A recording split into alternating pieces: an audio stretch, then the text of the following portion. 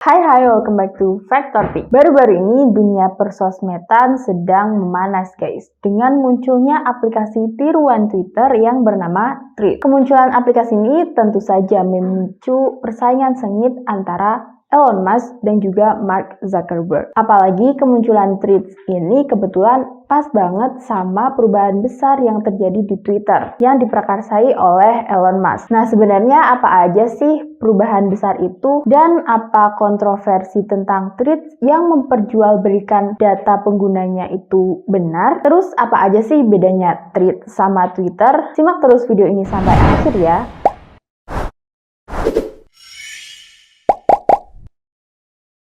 Tapi sebelum itu jangan lupa buat klik like-nya, lalu subscribe dan share video ini sebanyak-banyaknya. Oke, jadi pertarungan 2 miliarder dunia ini bermula ketika Elon Musk membuat sebuah kebijakan baru, yaitu pembatasan jumlah tweet yang dapat dibaca per harinya oleh pengguna Twitter. Diketahui kebijakan ini memiliki tujuan untuk mengatasi tingkat pengerukan data dan manipulasi sistem yang terjadi di Twitter. Kebijakan ini memberikan perbedaan jumlah tweet yang dapat dilihat oleh verified account dan juga unverified account yang membuat Twitter sempat down atau error. Tentu saja kebijakan ini membuat warga Twitter itu heboh. Banyak banget yang protes ke Elon Musk. Kebanyakan dari mereka merasa kecewa dan akhirnya membuat mereka berpikir untuk berpindah ke aplikasi lain yang serupa. Menanggapi hal tersebut, Elon Musk mengambil langkah untuk meningkatkan batas tweet menjadi 500 hingga 10.000 tweet per harinya sesuai dengan jenis akun penggunanya. Nah, melihat peluang tersebut,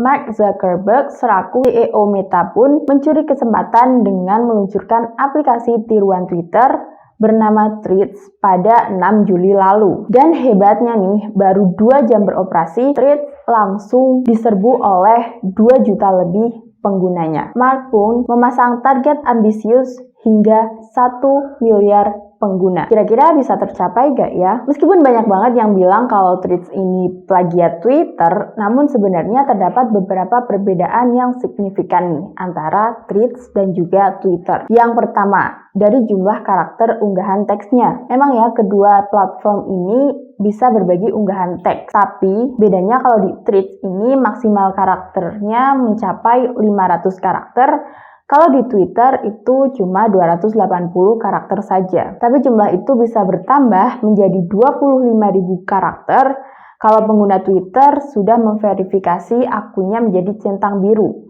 Dan tentunya itu nggak gratis guys. Perbedaan berikutnya adalah soal sinkronisasi dengan aplikasi lain. Jadi kalau kalian pengen buat akun Threads nih, kalian harus punya Instagram terlebih dahulu. Ibaratnya nih, lu punya Instagram, lu punya Threads. Tapi bagi tweet, enggak. Kalau mau punya Twitter, kalian nggak perlu punya akun sosial media lain kayak Threads. Perbedaan sinkronisasi ini juga membuat username yang ada di Threads itu sudah otomatis sama dengan yang ada di akun Instagram. Jadi kalian nggak bisa menggantinya kecuali kalau username di akun Instagram kalian juga diubah. Username di Threads juga nggak pakai simbol @ melainkan seperti nama domain. Misalnya factorpic.threads.net. Nama itu muncul di halaman profil penggunanya. Oke, next, perbedaan selanjutnya ini ada pada durasi video yang bisa diposting. Di Threads, baik pengguna yang sudah centang biru atau belum dapat mengunggah video berdurasi hingga 5 menit. Sementara di Twitter, pengguna yang tidak memiliki centang biru hanya dapat mengunggah video berdurasi sekitar 2 menit 20 detik saja. Selanjutnya, fitur trending. Kita sebagai warga Twitter ini nggak asing lagi, bahkan hafal betul nih dengan fitur yang satu ini. Di sana kita bisa lihat kata-kata dan hashtag-hashtag yang lagi trending di Twitter. Tapi sayang banget nih kalau di Threads itu belum punya fitur ini. Perbedaan selanjutnya ada pada media apa saja yang bisa dibagikan. Memang kalau di Threads ini kita bisa membagikan foto, video, teks, dan juga link. Tapi nggak bisa nge-share GIF atau gambar bergerak. Nah, kalau di Twitter nggak usah ditanya lagi lah ya.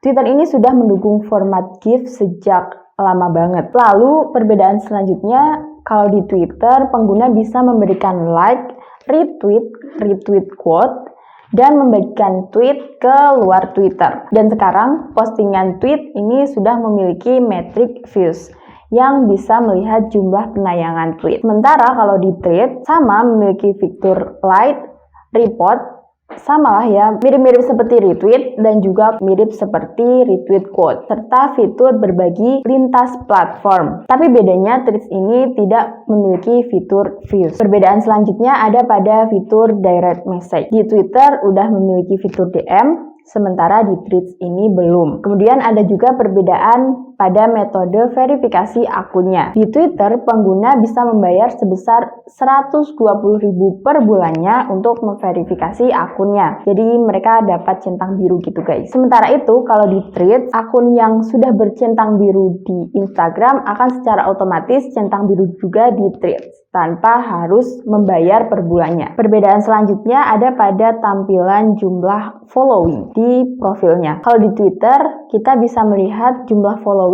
dan followers seseorang di profil, sedangkan kalau di Threads jumlah followingnya itu nggak kelihatan guys. Tapi kita tetap bisa melihatnya dengan cara membuka profil, lalu mengklik jumlah followers, lalu geser ke kanan untuk melihat tab following. Nah, yang terakhir nih, ada pada data yang dikumpulkan oleh kedua aplikasi ini. Seperti yang udah sempat aku singgung di awal tadi, ini nih yang membuat Threads itu diselimuti oleh kontroversi. Karena banyak banget yang menganggap kalau data yang diminta oleh Threads ini terlalu berlebihan, terlalu banyak. Data tersebut adalah data kesehatan, keuangan, informasi kontak, konten pengguna, riwayat pencarian, penggunaan data, diagnostik, pembelian, lokasi, kontak, riwayat Pramban, identifiers, informasi sensitif, dan data lain yang nggak disebutkan secara rinci. Berbeda dengan Twitter yang hanya menghimpun 10 jenis data saja, yaitu pembelian, informasi kontak,